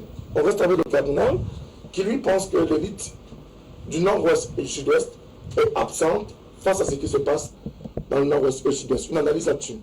Bon, l'élite du nord-ouest et du sud-ouest, malheureusement, et moi j'aime toujours prendre des cas qui sont des cas assez voisins. Quand vous regardez ce qui s'est passé en Colombie lorsque les FARC étaient au plus fort de leur combat et qu'ils avaient vraiment le vent en poupe, le soutien des populations, il était difficile pour l'élite qui était à Bogota, originaire des régions où se passait la rébellion, de tenir un discours en faveur de l'État central bien sûr. Et les gens même craignaient pour leur vie parce que nous sommes dans une situation de guerre. Ce n'est pas une situation politique. Malheureusement, le cardinal est un homme pieux qui voit les choses du point de vue de la religion. Mais ici, on est dans un autre champ de la politique. C'est un champ où la question est plutôt une question de vie et de mort au sens littéral du terme. Les gens peuvent perdre de leur vie, rien qu'à vouloir mener des actions pacifiques sur le terrain. Pas que les gens peuvent perdre leur vie, les gens perdent leur vie. Les gens perdent leur vie. Excuse-moi de te couper. Merci beaucoup, monsieur le maire. Les gens perdent leur vie. Merci, monsieur le maire. Toutefois, j'aimerais préciser que quand je dis peuvent, c'est-à-dire que une élite qui est à Yaoundé et qui rentre dans le sud-ouest, par exemple, dans son village, pour essayer de sensibiliser les jeunes, ces mêmes jeunes vont en profiter pour lui faire sa fête, c'est-à-dire lui couper sa tête. Maintenant, il y a un autre élément que le cardinal dit qui est aussi pertinent. C'est qu'au début de cette crise, il faut le dire, beaucoup d'élites aussi du sud-ouest et du nord-ouest y ont vu une opportunité et avaient voulu se relancer dans une certaine perspective de l'autonomie, de cette indépendance. Ils avaient vu là quelque chose qui aurait pu se jouer. Et il y avait effectivement des contributions qui avaient été réalisées en faveur du soutien de ces combattants. Les fonds venaient des villes comme Douala, Yaoundé, Bafoussam. Des gens donnaient de leur argent, d'autres pour sauver leur résidence, d'autres pour aider certains parents qui étaient engagés dans ces combats. Donc quand je dis parents, c'est-à-dire un neveu, un cousin qui est entré dans ces combats. Donc il y avait cette situation qui prévalait. Mais depuis un temps, il y a comme une prise de conscience qui commence à être faite. Et beaucoup d'élites ont arrêté de donner de l'argent. C'est déjà un fait majeur. Maintenant, au niveau de l'engagement de l'élite à ramener. Moi, je pense que ce n'est pas encore le moment. Ce n'est pas encore le moment. Ce que l'élite gagnera à faire pour l'instant, c'est de mener des actions de solidarité nationale, c'est-à-dire lancer des levées de fonds collectives d'envergure nationale, pour permettre aux jeunes qui sont déscolarisés ou bien qui sont en situation de vulnérabilité due à la guerre élevée, que ces actions de solidarité nationale viennent les aider à sortir de ces situations précaires. Ça, ce serait leur grand rôle actuellement. Mais maintenant, ces levées de fonds doivent être faites de manière concomitante dans un élan d'intégration nationale. Mais j'aimerais apporter un élément. Tout à l'heure, et j'aimerais qu'on prenne ça un peu comme ça. Monsieur Mtomé, c'est vrai que parfois quand on parle de la crise en zone anglophone, je ne sais pas si le Cameroun c'est une exception dans le domaine des libertés. Mais il est arrivé plusieurs fois que sur un plateau de télévision, quelqu'un tienne un discours qui soit un discours carrément d'apologie au terrorisme. Quand on dit terroriste, dans ce cas, Tria l'a bien expliqué ici, c'est en fait l'action sécessionniste telle qu'elle est menée. C'est de l'action terroriste. Quelqu'un fasse un discours d'apologie au terrorisme sous la bannière de la défense des droits de l'homme. Et le lui rappeler, ce n'est pas le stigmatiser. C'est lui permettre lui-même de prendre conscience de la dangerosité de la position qu'il adopte. Dans d'autres pays, les pays comme la France, quand il y a un attentat, comme ce qui s'est passé à Limbe ce soir, que des forces de l'ordre ont été tuées à l'arme artisanale. Est-ce que vous savez qu'on ne peut pas inviter sur un plateau une personne qui viendra dire qu'il faut comprendre les gens qui sont allés tuer ces policiers? C'est impossible que sur un plateau, quelqu'un veuille, au nom des droits de l'homme, satisfaire la défense médiatique des criminels et des terroristes. Je voudrais préciser que monsieur le défenseur qui est sur le plateau, jusqu'ici n'a pas tenu un discours à encenser le terrorisme davantage. Il est dans la perspective de défendre les intérêts des Camerounais. Je m'en abuse, je peux me tromper sur sa posture, mais c'est ce que David Moukoudi essaie de défendre ce soir. David, sur cette question de l'élite, cette élite, on essaie de la défendre d'une façon ou d'une autre vis-à-vis de cette crise qui est quand même là depuis le début. Cette élite avait été pratiquement mise à côté par les populations au tout début de la crise. La crise s'est enlisée. Aujourd'hui, on est dans cette espèce d'enlisement perpétuel. Mais est-ce que cette élite joue franc jeu avec les populations?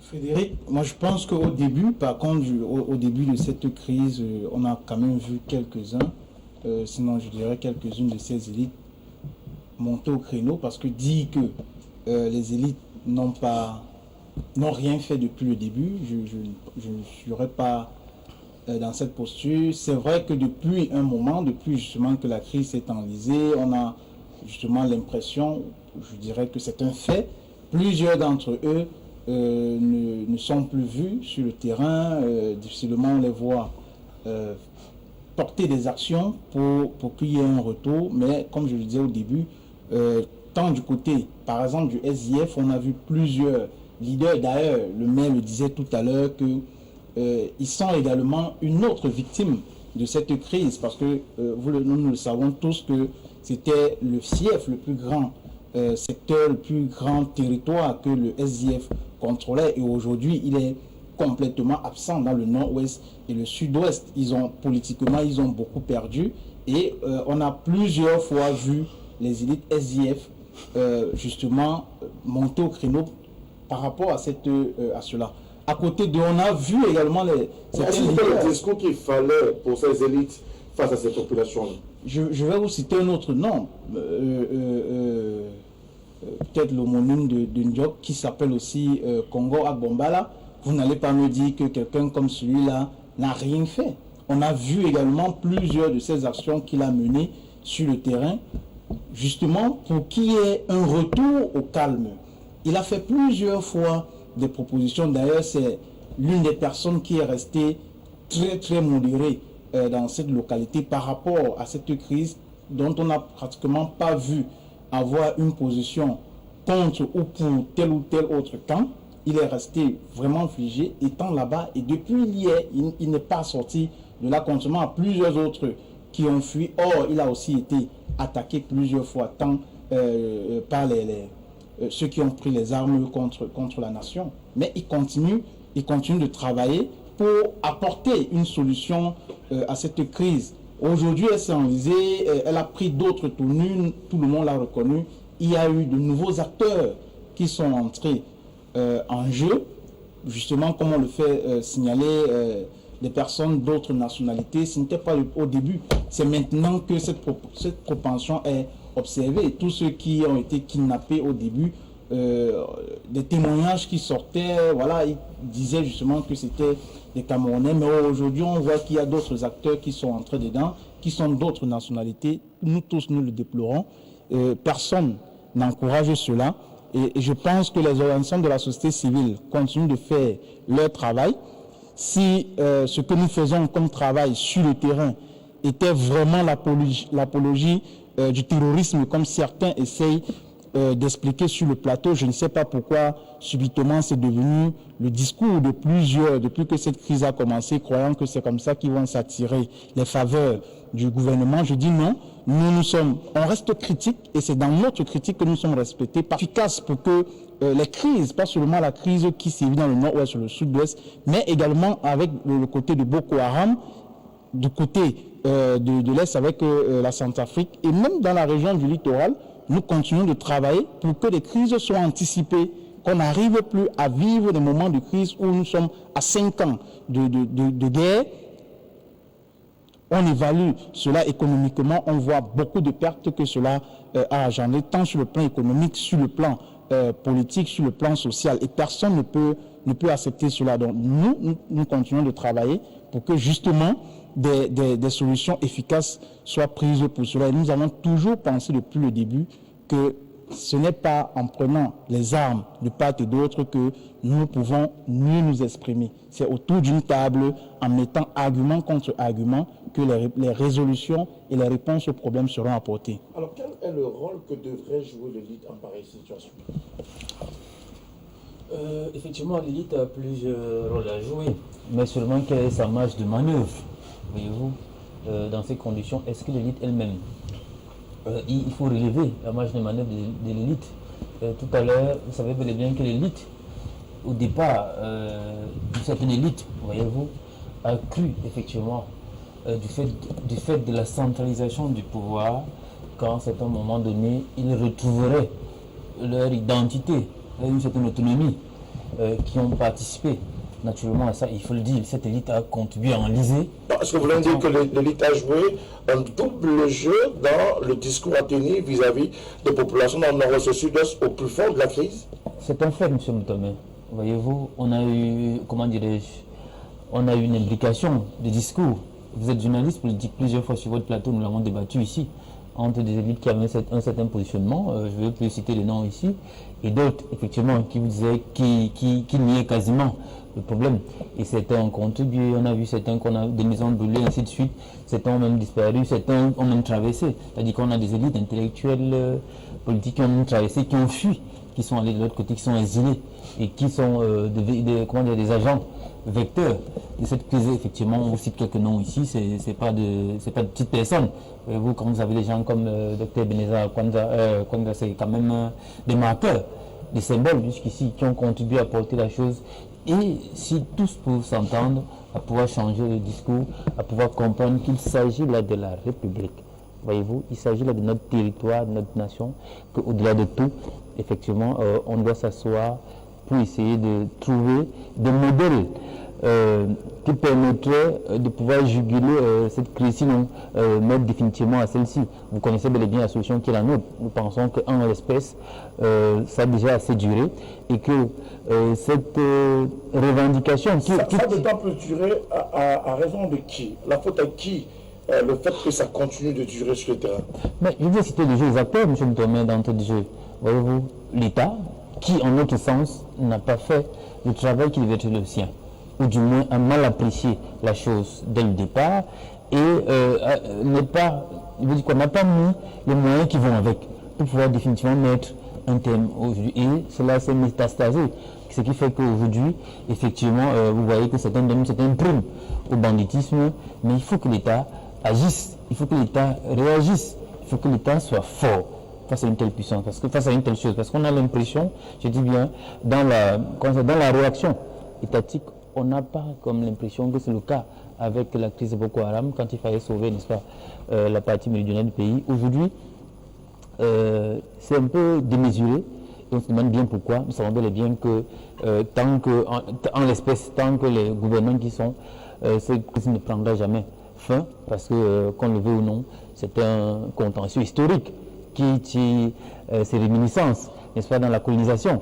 Et vous connaissez quelle est la solution qu'il faut pour définitivement résoudre ce problème. Le problème de fond étant effectivement celui de l'autonomie des populations, et nous proposons au niveau du Parti camerounais pour la réconciliation nationale une solution définitive à cette crise. Et vous connaissez bel et bien la solution, c'est le fédéralisme communautaire. Alors je veux dire, comme M. Edimbe qui n'est pas là ce soir, qui nous voulait envoyer un message de sympathie, que nous ne faisons pas la propagande politique dans le cadre de cette émission ce soir. Alors, M. le maire, toujours en rapport avec cette problématique de l'élite, on le sait, le social-démocratique Front a été tensé dans cette posture qui aurait dû être celle de l'élite sur le terrain, parce que une position ambiguë depuis le début de la crise jusqu'au plus fort des exactions. Finalement, même si on est resté sur une posture du SDF qui a subi pleinement la crise dans le nord et le sud-ouest, aujourd'hui on peut estimer que le discours a évolué pour ceux qui ont des élites. Bon, moi je pense que certaines élites ont posé les actes qu'il fallait. Il faut qu'on parle de ce qu'on a fait. Moi je vais parler également des actions qu'ont menées les députés de ma formation politique, si on peut considérer un député comme faisant partie de l'élite du coin.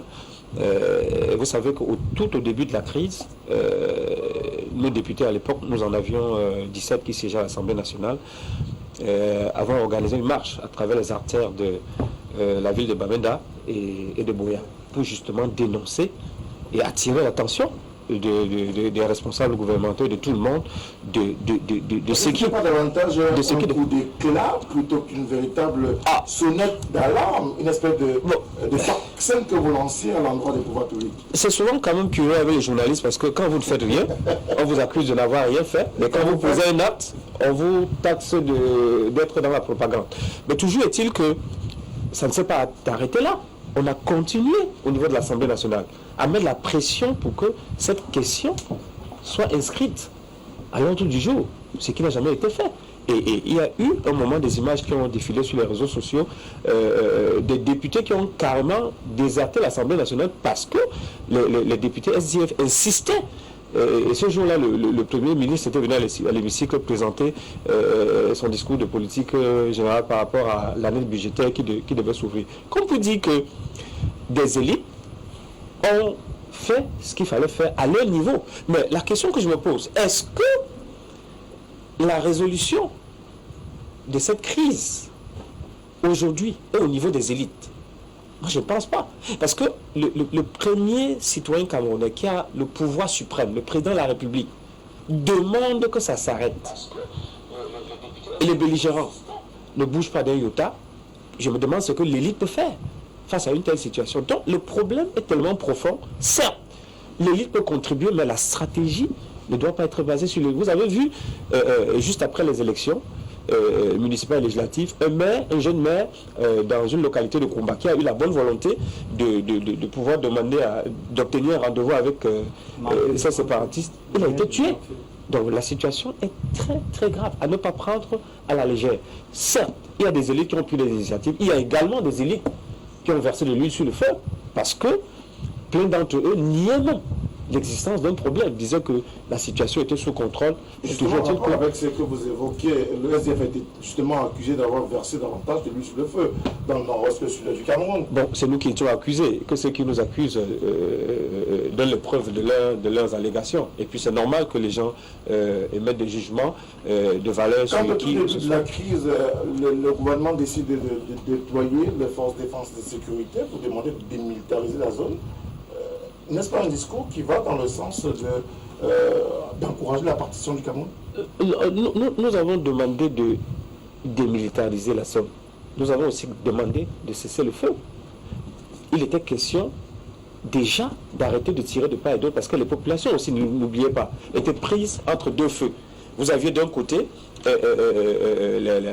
notre armée nationale qui essayait de sauvegarder notre intégrité territoriale et de l'autre côté, des gens non identifiés qui s'en prenaient à la souveraineté du Cameroun et les populations, elles, étaient au milieu et subissaient. C'est ce discours dont parle le cardinal Christian Toumi, un discours véritablement ambigu qui renforce davantage la crise. Mais nous sommes en plein dans une situation ambiguë. Alors si vous avez des individus qui débarquent chez vous avec des armes et se mettent à tirer, vous faites quoi? Vous défendez ou alors vous les regardez tirer et après vous applaudissez pour eux? Non, Frédéric, toutes les options devraient être déposées sur la table. Si on peut en venir à un cessez-le-feu et aller vers la solution de la crise et s'en sortir, c'est une bonne chose. Si on peut dialoguer et avoir gain de cause, que la crise s'arrête, c'est une bonne chose. Si l'armée peut réussir à vaincre ces bandits, que la paix revienne, ce sera une bonne chose. Donc on est là dans la recherche permanente des solutions et on devrait poser toutes les options sur la table, ne rien rejeter. C'est pour ça que quand le cardinal Christian Toumi proposait l'organisation d'une conférence qui devait réunir les fils et filles du nord-ouest, du sud-ouest d'abord, parce qu'elles étaient concernées en premier chef, nous avons pensé que c'était une bonne idée de pouvoir échanger, de discuter. Quand l'idée du dialogue, du grand dialogue de Yaoundé, a été posée sur la table, nous avons dit, ah, peut-être voilà une occasion, mais sauf que c'était une grande messe. Au bout du compte, la montagne a accouché d'une souris, parce qu'effectivement, on s'est rendu compte que la représentativité n'était pas complète. On a l'impression qu'il y avait des gens pour discuter, mais qu'il y avait quelques absents qui devaient être autour de la table. Donc, il est question de se poser la question il est question de voir comment est-ce que soit on change de stratégie, parce que les stratégies qui ont été utilisées jusqu'ici n'ont pas payé pour pouvoir aller vers les solutions. On peut faire un peu du tout en même temps pour pouvoir tendre vers la solution, négocier en même temps nos valeureux soldats, parce qu'on ne peut pas quand même imaginer une situation où on demande carrément aux militaires de partir de la zone. C'est vrai que très souvent, quand une idée est avancée, on la prend selon la position qu'on souhaite. Un pays ne saurait fonctionner sans son armée. Le SDN n'a jamais demandé qu'on dissolve l'armée. Bon, je ne sais pas au nom de quoi les journalistes pensent que c'était ça, mais pour revenir à des choses sérieuses, on gagnerait à déposer toutes les options sur la table, se pencher sur cette situation avec le maximum de sérieux, parce que pendant que nous discutons, des hommes meurent. Et quand vous avez perdu un membre cher, vous avez perdu votre parent, vous avez vu votre maison se brûler, vraiment, ce ne sont pas des situations qui appellent au sourire. Alors, Robert, do you think that our elites have do more to try to solve the Anglophone crisis? Yes, our elite have done a lot. It's just that many of my co-panelists here, they consider elites just at the level of political, whereas it does not limit at the level of politics. Before I talk about elite, I want to be clear with this point about the outing of Cardinal Toumi just for 30 seconds. L'État nigérien, c'est une amie du Cameroun, et le CESECO et les autres ont sorti du Nigeria pour venir au Cameroun grâce à la relation que le Cameroun a avec ce pays. Et nous tous, on le reconnaît que le président du Nigeria est venu, je parle du présent président Buhari est venu au Cameroun 2 fois. Donc on doit reconnaître que c'est un grand pays ami. Au début du programme, j'ai dit merci à tous les États qui travaillent avec le gouvernement pour faire venir tous ces terroristes, comme j'ai parlé sur Ok. Maintenant, on rentre, alors que le Boko Haram dérange au nord, on ne dit pas que c'est les Nigériens qui ont venu, mais on dit que les membres du Boko Haram, même comme on connaît, majorité de ces membres du Boko Haram sont du Nigeria, mais on dit les membres du Boko Haram. C'est pour ça que tous ces deux pays luttent ensemble. Et si le cardinal dit que le secteur de ces ambassadeurs sont les Nigériens. L'État va investiguer, mais pour l'instant, l'État n'a rien dit et n'a pas encore sorti. Donc, c'est la position de l'État là-bas. Maintenant, je reviens pour parler de l'affaire des élites. Qui est une élite? Une élite, c'est une personne qui a réussi au domaine de la politique, économie et sociale. Que c'est les peuples de là où ils sont le regardent dans une grande estime pour être comme lui. Et lui, il est prêt de collaborer avec les peuples pour être comme lui. C'est une élite. Donc si on parle des élites, maintenant on parle du cas social. Au cas social, on a les hommes de Dieu qui ont sorti. Beaucoup de eux qui ont dit que tout ça doit s'arrêter, il n'y a pas de séparation. On a vu les prêtres qui ont été tués, on a vu les pasteurs qui ont été tués parce qu'ils ont sorti pour dire non. Donc voilà les élites sociales qui ont sorti pour parler. Dans le cadre des élites sociales, on a aussi les chefs du village. On a vu les chefs de village sortis pour dire non. Les peuples les appelaient les noms, on a raconté du n'importe quoi par rapport de ces chefs de village, mais ils ont dit le Cameroun est un et indivisible. Certains de les peuples même les ont chassés hors du village, mais ils ont resté fermes. Vous regardez ce qui se passe par exemple à Fako, que beaucoup de chefs de village tombent. C'est parce que les chefs de village de Fako ont dit que non, on ne veut même pas comprendre l'affaire de la séparation. Et si vous regardez dans tous les départements, c'est Fako qui souffre et que les choses vont bien parce que ce sont les chefs de village de Fako qui ont frappé fort qu'eux ne veulent même pas attendre l'affaire de la séparation. Donc c'est au niveau des élites sociales. On vient maintenant au niveau des élites économiques. Donc les businessmen qui ont réussi, on parle d'Indiophobie, on parle d'Ampolo, on parle de toutes ces élites économiques que eux-mêmes sont en train de souffrir par rapport de ce gain et tout le monde connaît que automatiquement ces élites veulent que ce gain s'arrête. C'est même pas quelque chose que je dois donner les explications. On revient maintenant au niveau des élites politiques. Alors qu'une élite est dans la politique, c'est clair que cette élite est fière pour l'État unitaire, un État. On ne peut pas dire qu'il y a une élite qui est du SDF veut que le Cameroun se sépare ou d'une autre partie. C'est qu'il n'est pas un homme politique. Parce qu'un homme politique va avoir le pouvoir pour gérer le Cameroun. Donc eux tous, eux aiment que le Cameroun soit un.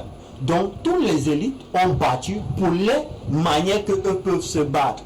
Oui, certains ont pris l'opportunité pour amener l'affaire que les anglophones, les gens du nord et du sud veulent la fédéralisme, mais on ne connaît pas là où ils ont pris ce détail pour dire ce qu'ils ont dit, mais ça doit être clair. Je vais donc entrer maintenant au fond pour parler maintenant des élites, parce que tant qu'on parle des élites, beaucoup de personnes parlent des élites politiques. Je veux partir au sein du RDP ou au sein du gouvernement pour parler des élites là-bas. Tant qu'on parle de problème anglophone et du crise anglophone. Tant qu'on parle du problème anglophone, c'est une autre chose. Certains disent que c'est un problème historique, que c'est depuis Fumba. Et alors, ce problème anglophone maintenant a créé une crise. Maintenant, ce crise qui a été créé est aussi un problème. Le crise, normalement, s'il y a une crise, d'ailleurs, c'est un problème. Mais ce crise qui est un problème a été créé par un autre problème. C'est à l'heure maintenant que le ministre Paul Atangandji est sorti pour dire qu'il n'y a pas de problème, appelant le crise comme un problème. Mais beaucoup de personnes ont interprété tout ça dans leur manière. Comme vous étiez en train de parler de l'affaire de when you make the statement that demilitarize the zone. Many people thought that when they say demilitarize the zone, it means that army should drop their weapon. But whereas, so we're saying that army, when we talk about demilitarize, it means that army should go back to the barracks. So many people interpreted their own terminology in their own way. Yeah, many people, the journalists. Okay, the journalists. Yes, many people interpreted it in their own way. So this is the same problem with interpretation of terminology. So many people criticize Minister Paul Atangandji, but it's just that many people from the northwest and southwest region, because they are in those zones, they are afraid to come out and tell Minister Atangandji openly in the world that bravo for the work you are doing, because they will be cotton that they are black legs. But I would like to be honest with you people. Minister Paul Atangandji, Cameroon is one today. He has fought a lot, directly and indirectly. Those people that will interpret it in their own way, but that is what they should know. That Minister Paul Atanganji has fought many ways. Many people will interpret it because of what he has come out to say, but Minister Paul Atanganji has fought today. If Amber today is dying, it's because of him being firm. We'll say what we'll say, people will say what they want to say, but we should know that when there is a problem in the house, people in the house know more of the problem very well. There are things that Minister Paul Atanganji have done that when it comes to diplomacy. When I said here that those in the diaspora are being judged, do you people know the string he has pulled? When Seseko and the rest left Nigeria and came back, do you people know the string he has pulled? People are dropping their arms today. The last time he was in Bamenda, how many people left the bushes and dropped their arms when he went to the Bamenda? When he went to Bamenda, Minister Paul Atanganji has done his own. People will interpret him because of the one time he said there is no problem when you were talking about the crisis. They'll interpret him, but Minister Paul Atanganji have done a lot. And same with the other one. When the Prime Minister went to the North and Southwest, everybody came out to welcome him, and they are working. When we had the national dialogue, everybody came out. We saw Mukete, we saw the Mbile's family, we saw all of them. People don't know about the NN Mbile family, but let me tell them about the NN Mbile family, that the grandson was present. In 1959, after the disorder in the Manfred Conference, we had Ndele that wanted us to join Nigeria. We had Foncha and the rest that wanted us to join La République du Cameroun. And what NN Mbile, that stood for independence of Southern Cameroon. The third party the third opinion that was rejected because they were not high in number. That man, grandson, was at the national dialogue, meaning that he recognized the union of Cameroon. So the elite have done their work in their own way. It's just that when this crisis started, it was so like a wild flame, but elite has done their job. D'accord, alors chacun a donné son opinion sur cette question des élites. On va évoluer dans le débat ce soir, dans le cadre de cette émission. Je rappelle qu'ils sont également très nombreux à nous écrire dans le cadre de ce programme du choix. Tout au clair, je l'ai rappelé à l'entame, ou je l'ai précisé à l'entame de ce programme, principalement.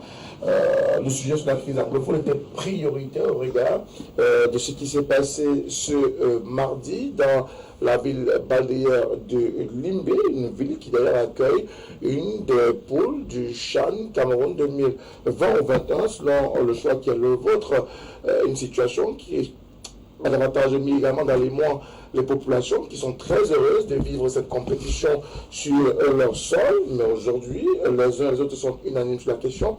Il faut trouver des solutions définitives pour cette crise anglophone qui continue de perdurer et qui met en mal à la fois le climat socio-politique et même économique du Cameroun. Et pour justement évoluer dans le cadre de ce débat ce soir, Jonathan, on observait, on se souvient, le chef d'État Paul Biya a lancé déjà l'appel en décembre 2019, il a réitéré en décembre 2020, celui de voir les pays amis participer à la traque des terroristes à l'international. Aujourd'hui, on a la réponse de la Norvège et peut-être de la Belgique dans cette perspective-là. Est-ce qu'on peut se satisfaire de ce que peut-être la diplomatie camerounaise semble porter des fruits sur le champ de la guerre et de la crise dans le nord-ouest et le sud-ouest? Oui, il y a des perspectives amélioratives en vue, surtout avec l'interpellation déjà du leader séparatiste Chouayaba au niveau de la Norvège. Il a reçu une convocation. Vous savez que ces derniers jours, il va se présenter devant les unités antiterroristes du gouvernement norvégien. Et cette présentation, surtout devant une unité antiterroriste, c'est dire que la Norvège considère les activités de ce dernier comme étant des activités qui relèvent du terrorisme international. Donc, il y a aussi les activistes qui sont aux États-Unis. On attend beaucoup des États-Unis, de la Belgique aussi. On attend beaucoup de ces deux pays-là, parce que quand vous avez fait la somme des activistes les plus en vue, hormis ceux qui sont cachés actuellement au Ghana, là au Ghana, je crois qu'il n'y en a plus qu'un. Et il y a ceux-là de la Belgique et des États-Unis. Maintenant, du côté états-unien, il y a des questions qui restent en suspens. Pourquoi? Parce qu'il y a eu un changement depuis le départ de l'ancien ambassadeur. Il y a eu un changement de ton aussi avec l'ambassade des États-Unis. C'est que la chargée des affaires culturelles, qui est actuellement en train de jouer le rôle d'ambassadeur, a une posture beaucoup moins favorable au discours des séparatistes. Je crois qu'elle va également porter beaucoup dans la perception de Washington sur le Cameroun. Bien sûr, ce sera en comptant avec le fait que Christopher Fomunyo, qui est camerounais d'origine et qui est le directeur du NDI, change de posture et qu'il a une posture beaucoup plus camerounaise, qu'il adopte un discours camerounais et qu'il soit assez sincère avec ceux qui font miroiter l'idée qu'une Ambazonie pourrait voir le jour au Cameroun. Et avec l'action donc coordonnée de ces deux-là, on pourrait avoir vers le département d'État, qui est véritablement l'organe par lequel les États-Unis affirment leur diplomatie, on pourrait avoir un changement de ton sur la perspective du Cameroun. Et ce changement du ton pourrait aussi avoir une implication au niveau interne. Pourquoi? Parce que l'action qui est actuellement menée en souterrain, c'est menée par des lobbyistes de second degré, c'est-à-dire c'est les employés du personnel parlementaire, ces gens qui sont au Congrès. Pour la plupart, ils sont camerounais et ils sont pour la plupart aussi originaires des régions du nord-ouest, du sud-ouest. Donc ces gars ont une influence dans la présentation des problèmes. Or, si l'affaire est portée à partir du ministère du secrétariat d'État, qui est le ministère des Affaires étrangères aux États-Unis, ils vont demander aux États-Unis d'avoir une posture ferme envers tous ceux qui encouragent ces crimes. Moi, j'ai apprécié aussi une autre chose. C'est que ici, tout à l'heure, monsieur Azemba, c'est monsieur Azemba, oui, monsieur Azemba a tenu un discours qui était tout à fait positif. Il a dit, pour une fois, moi j'ai suivi quelque chose qui m'a marqué. Hein. Il a dit, on ne peut pas parler, on ne peut pas dire à l'armée de rentrer dans les casernes, ou bien de déposer les armes. Vous savez, c'est une posture qui est en autre plutôt ici sur ce plateau, qui a souvent défendu, hein, même ici sur ce plateau. Moi, je l'ai suivi sur plusieurs médias. On a été même parfois, on a partagé les plateaux. Et il a dit qu'il faut que l'armée rentre. Moi, je ne sais pas là où cette ONG a eu une expertise en résolution de conflits. Moi, je n'ai jamais vu ni son président invité pour la résolution des conflits quelque part dans le monde. Mais au Cameroun, ils se sont découverts cette... Et il disait, il faut que l'armée rentre. Et moi, je me demandais souvent, quand l'armée sera dans les casernes, les sécessionnistes, ils iront où? Ils iront aussi dans leur caserne? En fait, qui leur a d'abord donné l'ordre d'être dans la rue? Est-ce que même ces ONG peuvent aller s'adresser à ces sécessionnistes pour leur dire, peuvent aller leur dire, demain il y aura un cessez-le-feu, vous irez dans les casernes? Peut-être vont leur couper la tête. Vous voyez un peu cette posture un peu charlataniste que des gens ont adoptée sur le cas camerounais. C'est cette posture qu'il faut désormais éviter. Et il faut que chacun discipline sa communication. Parce que nous avons un problème grave, assez grave. Nous avons aujourd'hui un champ qui s'ouvre au niveau international. Dans la mesure où les pays amis acceptent l'appel du chef de l'État camerounais et que, de concert avec les autorités camerounaises, une pression positive est menée sur les élites de la diaspora du nord-ouest et du sud-ouest qui sont actuellement en train de financer ce terrorisme, si cette pression porte, nous allons assister effectivement à la fin de ce conflit. Il n'y a aucune magie, nous le disons depuis le départ. Ce n'est pas un Dieu qui est quitté d'une autre planète pour venir créer cette guerre. C'est des Camerounais qui l'entretiennent. Si ces Camerounais cessent de soutenir cette guerre, elle va s'arrêter. Et l'argent, parce qu'on se rend compte qu'ils ont aussi de l'argent, l'argent qu'ils ont peut être investi dans d'autres canaux. Et là, c'est le combat que nous avons toujours voulu que ce soit porté au Cameroun. C'est la création d'emplois pour la jeunesse. Parce qu'une jeunesse désœuvrée, c'est une bombe à retardement. Alors, il faudrait davantage que notre jeunesse ne soit pas désœuvrée et qu'elle soit à même de pouvoir apporter dans le développement du Cameroun, surtout qu'on est rentré dans la phase de la décentralisation effective avec la mise en place des régions. pour précisément mettre en route le statut spécial qui a été accordé aux régions du Nord-Ouest et du Sud-Ouest. Alors David, aujourd'hui qu'on a cette levée de bouclier de certains pays amis, est-ce qu'on peut estimer que la guerre prend un autre tournant aujourd'hui? Frédéric, permets-moi d'aller point par point. Je voulais avantage que vous je vais commencer. Les autres vont aller très vite en 2 secondes. Je vais juste les aborder. Tout à fait. Ça fait partie de tes points, je dirais. Non, seulement pour dire que je m'interroge de savoir que lorsque le Cameroun, depuis que le Cameroun est attaqué par Boko Haram, tous les Camerounais ont été unanimes de tous bords politiques et de toute classe sociale pour combattre cela, et même les pays amis du Cameroun, parmi lesquels les États-Unis et la France, que certains nouveaux politiciens ou alors certains jeunes politiciens qui, je ne sais pas à qui veulent faire des parts belles, estiment que c'est eux qui veulent déstabiliser le Cameroun, mais même ces amis-là ont aidé le Cameroun à combattre Boko Haram. Et quand il s'agit d'une guerre ou d'une crise qui est interne, on estime que les pays qui aident à ce que les Camerounais envoient de l'argent au début, qu'il y avait des Camerounais qui seraient à l'étranger et qui financent cette partie. Et on aurait justement demandé à ce que ce qu'on est en train de vivre aujourd'hui, 5 ans plus tard, soit vécu depuis le début. Mais pour moi, je reste pour démontrer une fois de plus que nous sommes logiques dans notre démarche. Nous sommes tout à fait d'accord. Et c'est toujours ce que nous avons demandé, que les amis alliés du Cameroun, justement, interviennent dans cette guerre pour qu'il y ait une fin. Mais justement, comme c'est en train d'être fait, justement, pour demander à ce que ceux qui soutiennent cette guerre de près ou de loin soient interpellés. Et si on a des pays, pas seulement européens, même africains, qui peuvent nous aider dans ce sens-là, qui nous aident.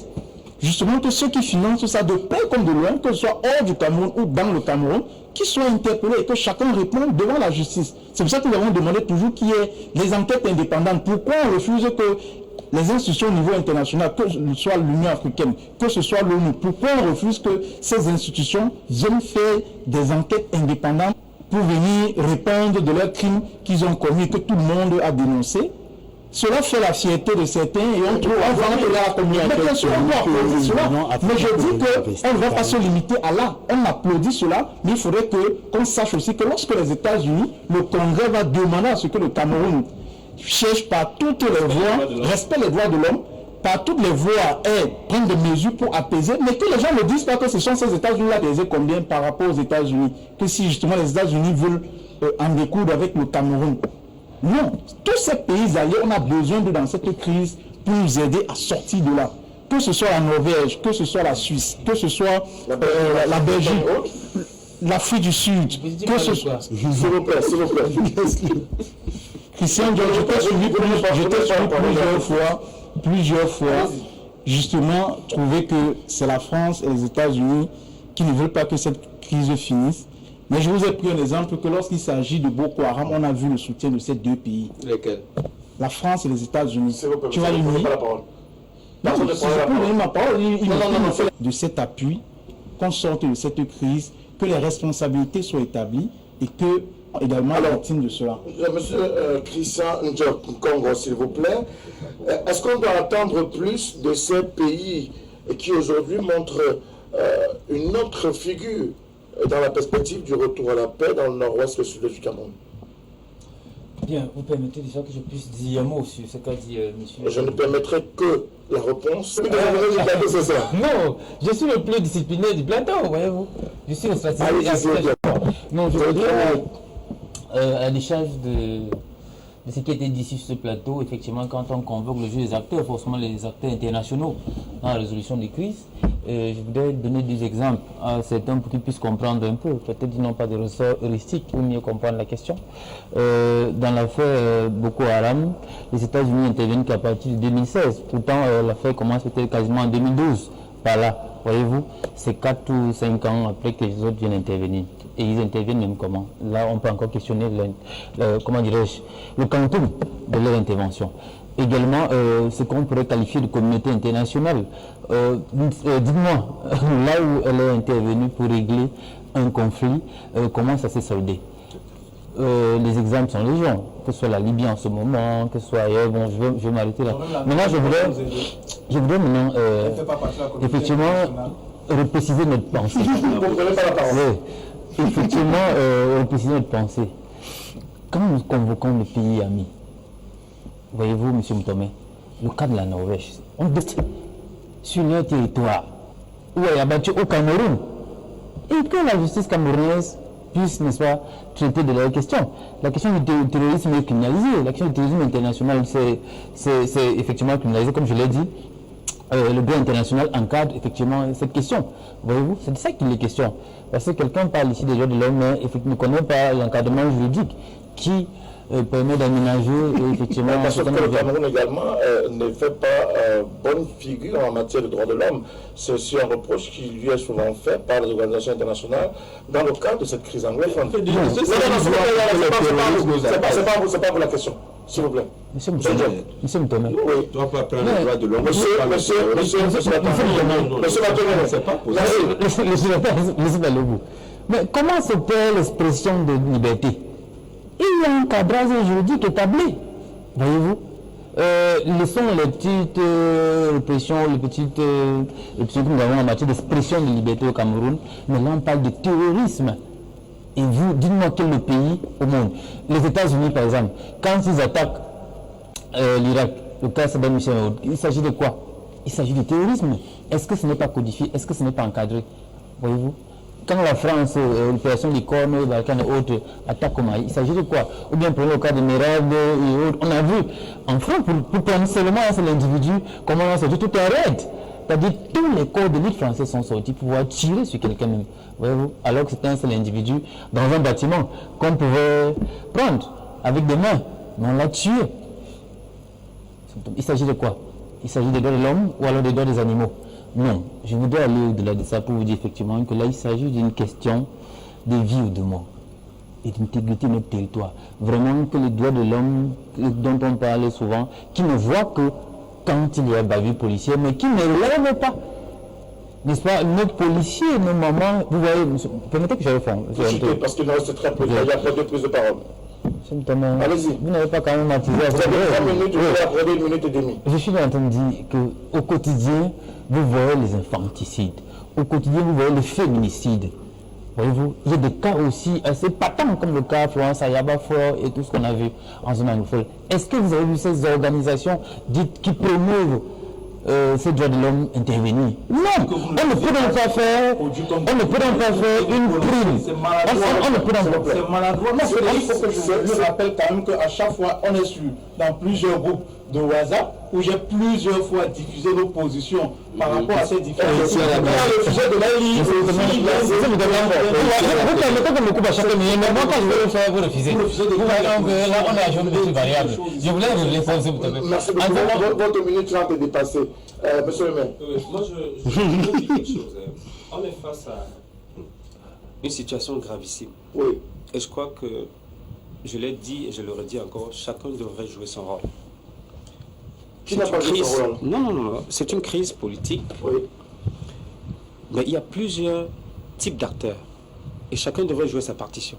Par exemple, le cardinal Toumi, de sa position d'homme d'église, de religieux, prêche la paix et souhaite que ce conflit soit réglé. Et d'où l'appel qu'il lance à l'endroit des élites, que les élites s'impliquent un peu plus pour qu'on ait la résolution de ces crises.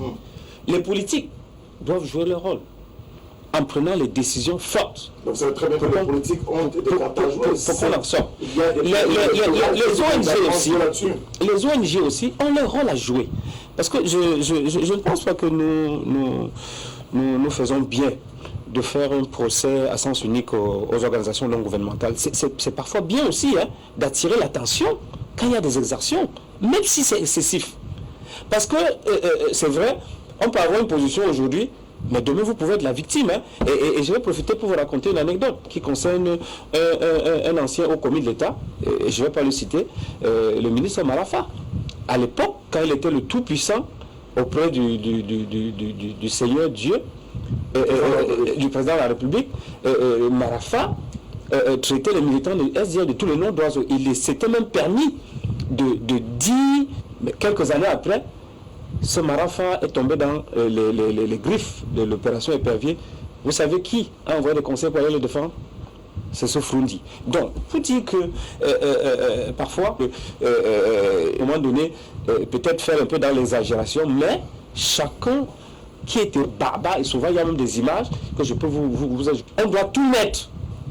Grâce, soit peut-être, moi je peux m'attaquer quelque part, sont là aussi pour jouer leur partition, attirer l'attention de tout un chacun.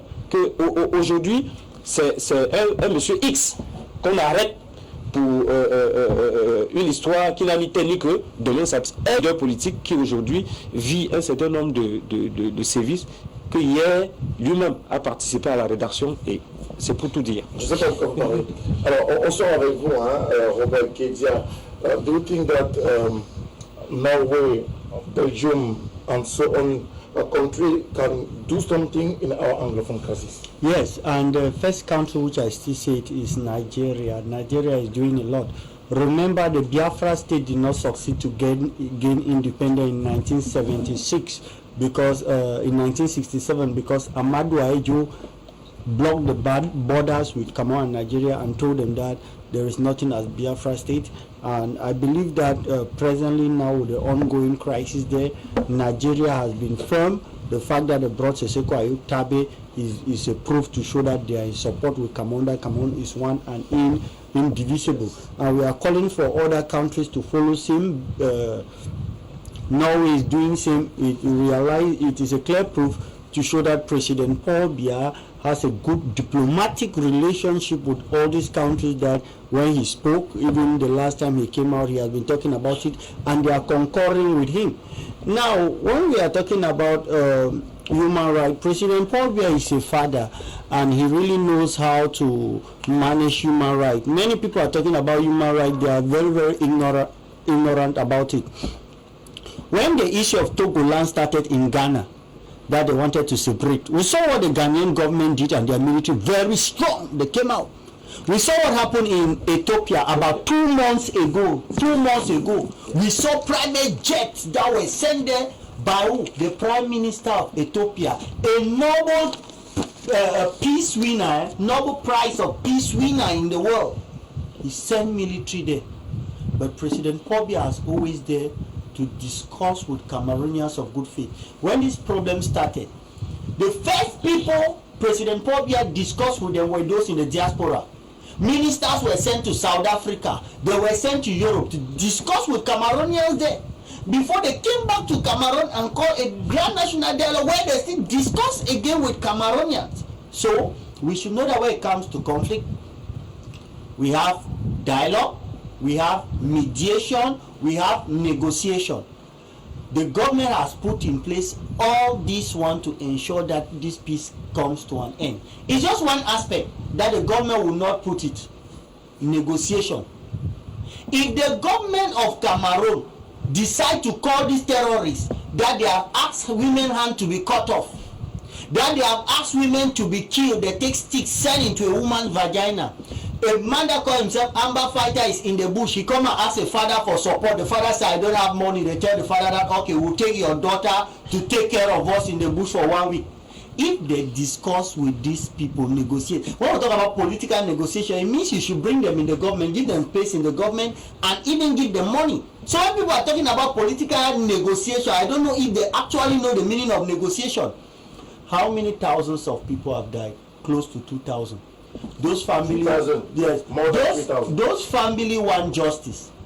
If you go and negotiate with these people and you come and give them position and money, I'm telling you the truth, the family of those people in the North and South will rise. So negotiation is not even part of it. So the government has put in place everything. They are in the DRC center, they are there. Some of you will say that there are people in the prison, they should be released. I also want to be clear.